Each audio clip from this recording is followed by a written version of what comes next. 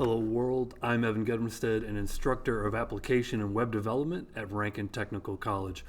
Today is October 6, 2025, and just a few days ago, on October 1st, Microsoft introduced a brand new Microsoft Agent framework that will allow us to create our AI agents. It seems like AI agents are all over the software industry.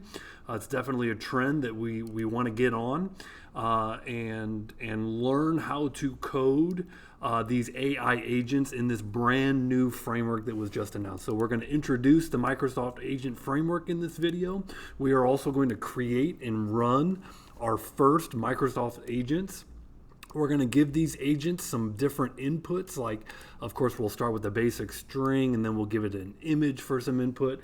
We're going to enable multi-turn conversations with these agents. We're going to give these agents tools, similar to plugins in Semantic Kernel, if you're familiar with that.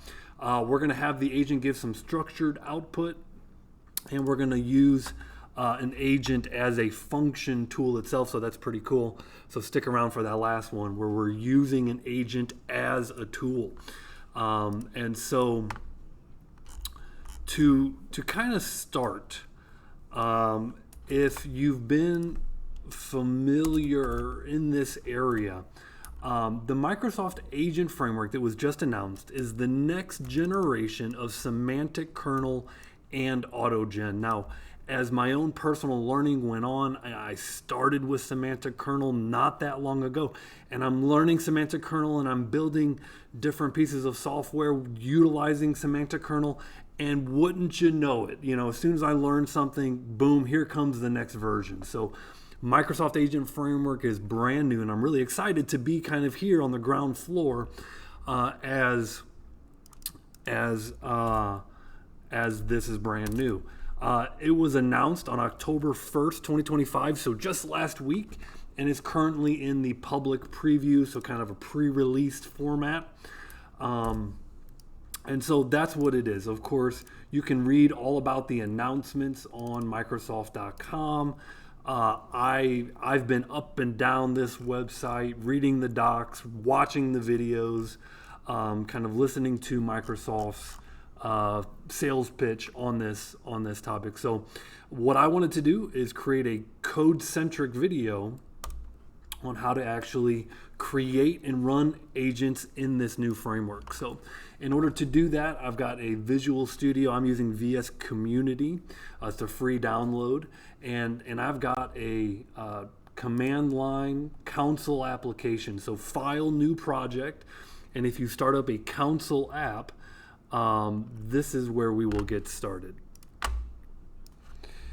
Okay, and so just to demonstrate a hello world, I had a main method missing, but in the latest .NET, you don't need the main method. If you write a line of code, hello world, we're all good. And so in order to use this framework, we're going to install a NuGet package, and I'll go ahead and do so using the Package Manager console. And so we just have two packages to bring in.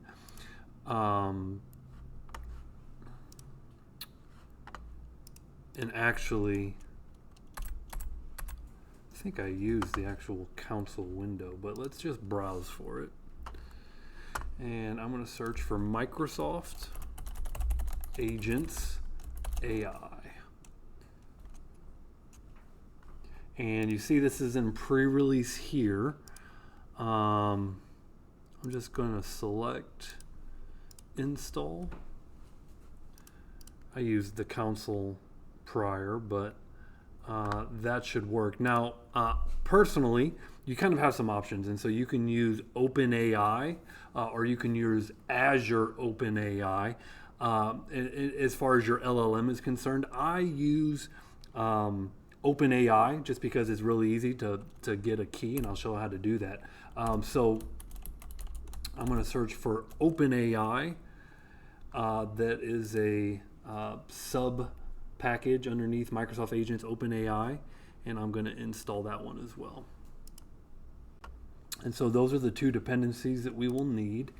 If I save here and look at packages, We got Microsoft Agents AI and Microsoft Agents AI OpenAI, and that's looking good. Now, again, what you will need in order for this to work, because an agent has an LLM kind of built into it. Of course, that gives that the ability, the agent, to have human conversation. And so what you will need is an OpenAI API key. And so you can kind of see here, if you go to platform.openai.com, you can create a new key, and it will give you a secret key. Now, that secret key, what you'll do is you'll copy it. So this is just getting up and running. You're going to copy that key. And what I recommend is putting it in a Windows environment variable. And so in Windows, you can search for environment variables. And you come right into this dialog window. And notice I created a new variable name, all caps, OpenAI API key, and the value, I paste in that key from the website. So the variable value comes from the secret key on platform openai.com. And then you're going to need to give yourself a balance. I gave myself a $10 balance. It's just a one-time charge.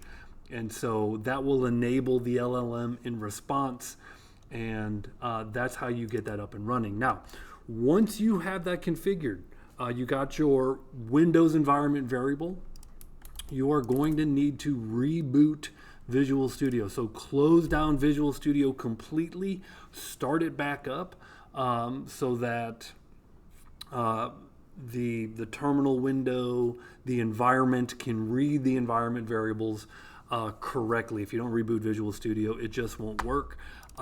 Once it does, right, we're ready to actually read that key into a C# variable. So here, line 10 is how we're going to get our environment variable. Otherwise, we can maybe throw new exception, no API key. And so and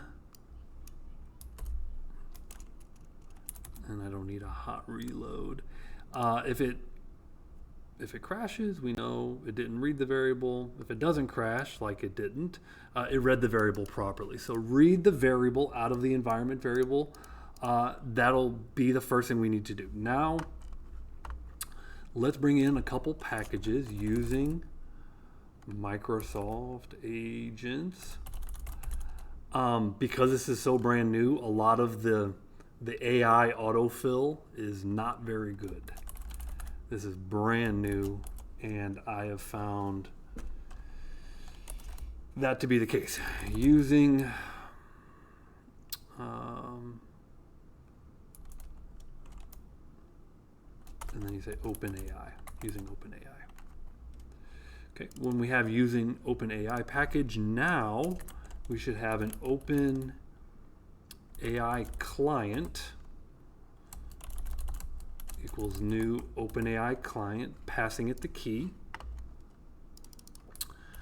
And so there's a couple pieces, right? You make a client, and then you make like a chat bot, right? So the chat bot is created by saying client get chat client, and then passing in a version. These are different models that are available from OpenAI. Okay, so now we've got a chat completion client, and now we're ready to create our agent. So I'm a child of the 90s. My first favorite movie as a kid was The Matrix. So of course, if I'm making an AI agent, it has to be named Agent Smith from The Matrix, of course. And so this is a chat completion client, create AI agent. And we are going to give it some instructions. Now this is like, okay, you are Agent Smith from The Matrix. You're an articulate AI. You have a deep understanding of philosophy, technology, human nature. Your primary goal is to assist users by... Okay, and so this is finally is giving my AI agent a personality. Obviously, ChatGPT understands pretty well who Agent Smith is from the Matrix, and so this is giving your agent a personality, and this is totally fine. When I did this originally, I just copied and pasted Agent Smith bio from Wikipedia. Whatever. The next thing we're going to do is give this agent a name. Now, check this out. This actually errored out when I gave my agent a name with a space. That was a problem. But if I got rid of the space, problem solved. So it's an error that I ran into. Maybe it shouldn't have been, but it was. So now we have created our first AI agent using the Microsoft Agent Framework, and I'm ready to give my agent a basic string input. And so the method to do this is a pretty basic. I'm going to write the output to the console write line, wait, agent Smith dot run async. And so there's a streaming async and then a run async. And so this is the message that we're sending to our agent. And I just ripped, I don't know why, but I ripped I ran the quote from the Matrix. That's a well-known quote towards the end of the first. This is a quote from Neo where he's telling Agent Smith, well, you can read it for yourself. So I just thought it was fun to go ahead and pretend as if Neo is giving a message to Agent Smith, and that will be my first demo, and see what Agent Smith says in response. So I give him this chat prompt on the way in. Now you could see Agent Smith was rather wordy here. And so I gave an input, Agent Smith gave an output, and there you have it. So that's kind of fun. Now, so that's your basic string input. The next thing we'll do is an image input. And so an image, we're going to bring in a chat message. Okay, now this chat message is part of Microsoft Extensions AI, so we'll bring that in up top. Okay, and I'm going to tell my agent, what do you know about this photo?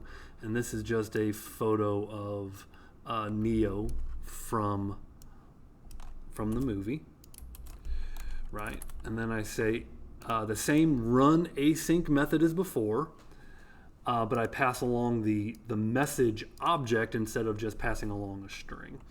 And so if this works,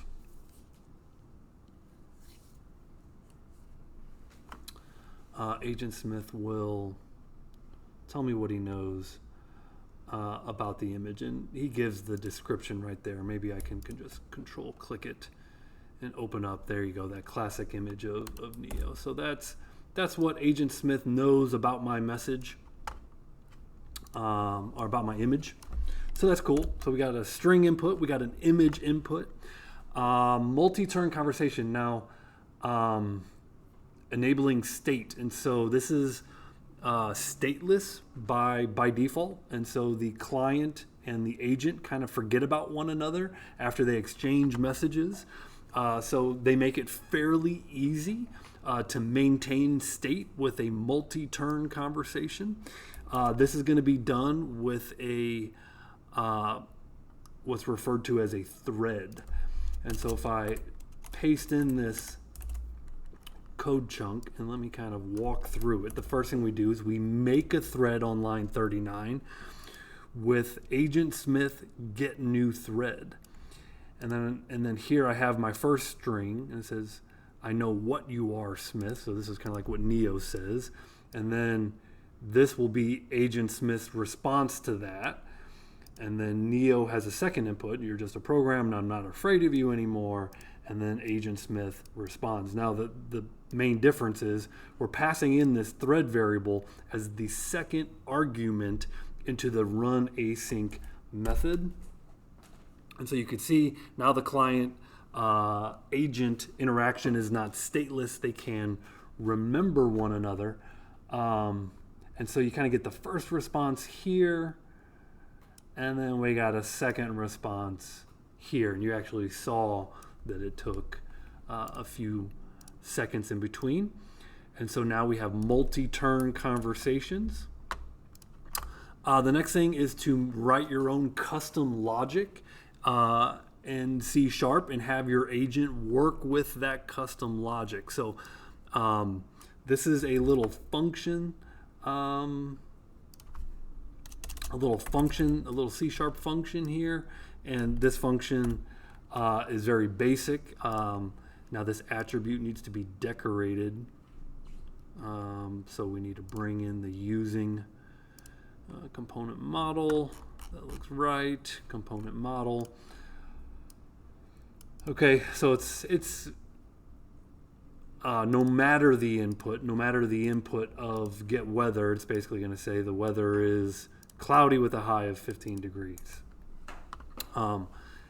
And so, this function is not very useful. Nonetheless, we can write custom C# logic, put it in a function, and then have the agent work with that function. Did that in Semantic Kernel, interacted with the database. It was super cool. But nonetheless, this is how you do that with this agent framework. So now we're going to spin up a separate agent. This is a weather agent. Okay, so that's the idea here, is that you can have these agents separate from one another, like their own individual entities, and they can specialize in their own what they can do. And this particular agent is not Agent Smith, it's our weather agent. We give it instructions just like we did for Agent Smith, and this time we're giving it tools. And our tools, we're passing in our getWeather function. Then we're able to run our weather agent. So if I run our async, same method, run async on our weather agent, we say, hey, what's the weather like in Seattle?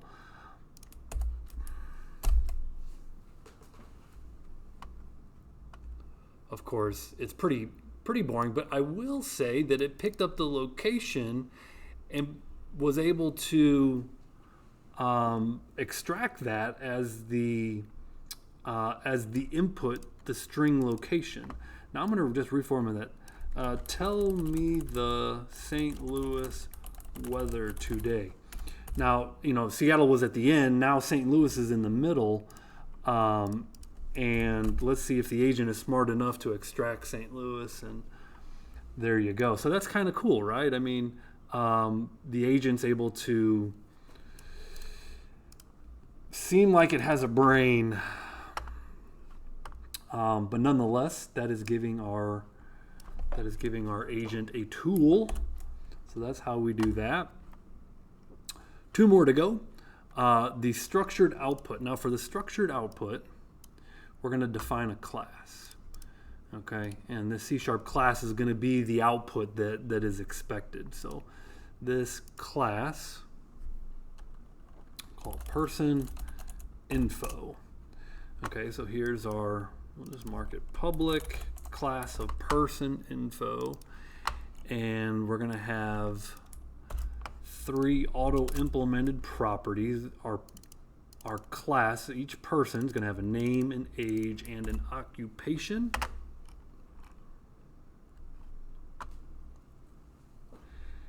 And we're going to use JSON to kind of serialize and deserialize this information. So what are we doing here? You can see these AI agents are kind of unwildly. They tell you, whatever output that they generate. It's generative AI, right? So the output comes in all sorts of forms. And if you run the program 3 times, give it the same inputs, you're going to get probably different outputs.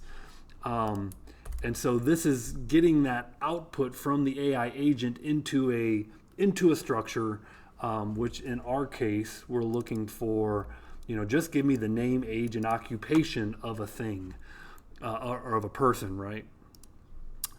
And so, couple things here now go into this. And so this was the more complex of the scenarios of the things that we're going to define a JSON element. Now this is using system text JSON. And person info, we need to have a using statement to recognize that type. So we define a schema of the shape of the output that we're looking for.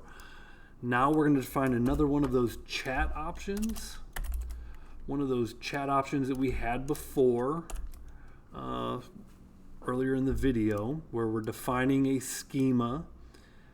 We're saying the schema name and the schema description, information about a person, including their name, age, and occupation. So this is chat options. Now let's spin up our actual agent. This time our AI agent, I'm calling it a structured agent. This is the third agent. Create AI agent from our chat completion client.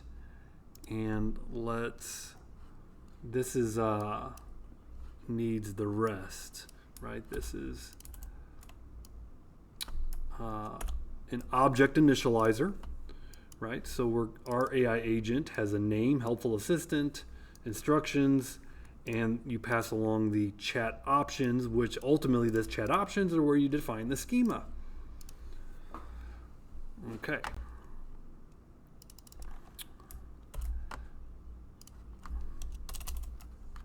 Now, here our structured agent, again the run async, tell me about Neo from the matrix.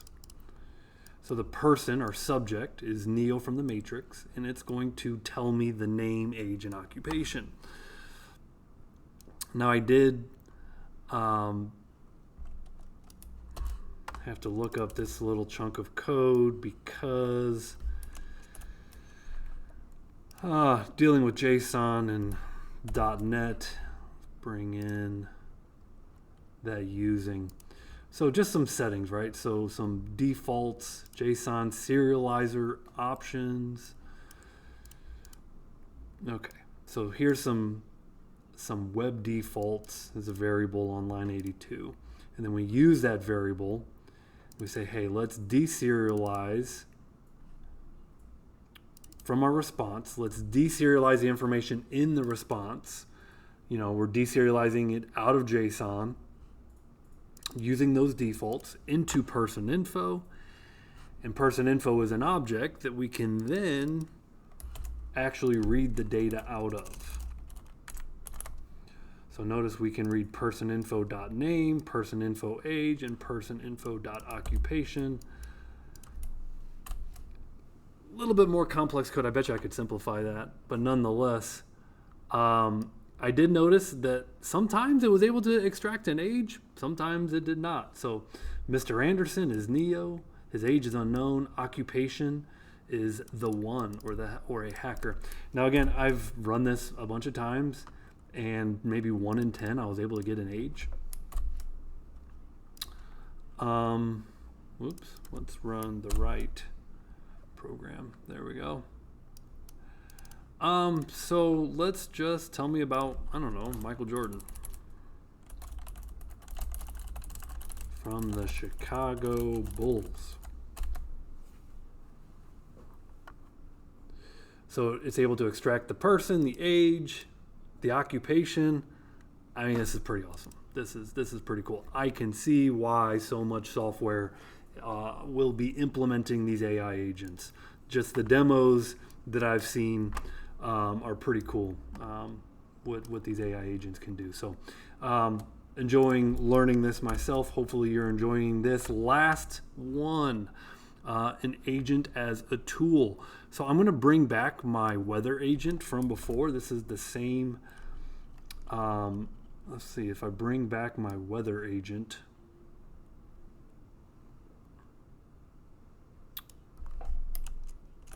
This is the same code chunk as before, but now I'm going to spin up a Spanish agent, right? So I've been dabbling with some Spanish. AI agent, Spanish agent, chat completion client. I'm going to kind of bring this code chunk instead of typing it all out. And now notice the tool of my Spanish agent. The instructions is you're a helpful assistant who responds in Spanish. That's all you have to do. And I've seen this where a chat bot, that's doing voice chat, and an end user says, hey, speak in another language, and all of a sudden this voice chat bot is able to switch languages and be completely fluent, right? So all this Spanish agent, it says, hey, you respond in Spanish, and the tools is using the weather agent as an AI function. So now my Spanish agent, if I kind of run a little question against my Spanish agent, what is the weather like in Amsterdam? And seamlessly responds in Spanish. And don't make me butcher this because I'm not going to do that right now. So that is using an agent, as a function, which is the old agent is the weather agent, and we're passing that as a function, as an AI function, and just kind of making a new agent out of it. So this framework is a whopping 5 days old, 6 days old, and I just wanted to get up and running with it as fast as possible.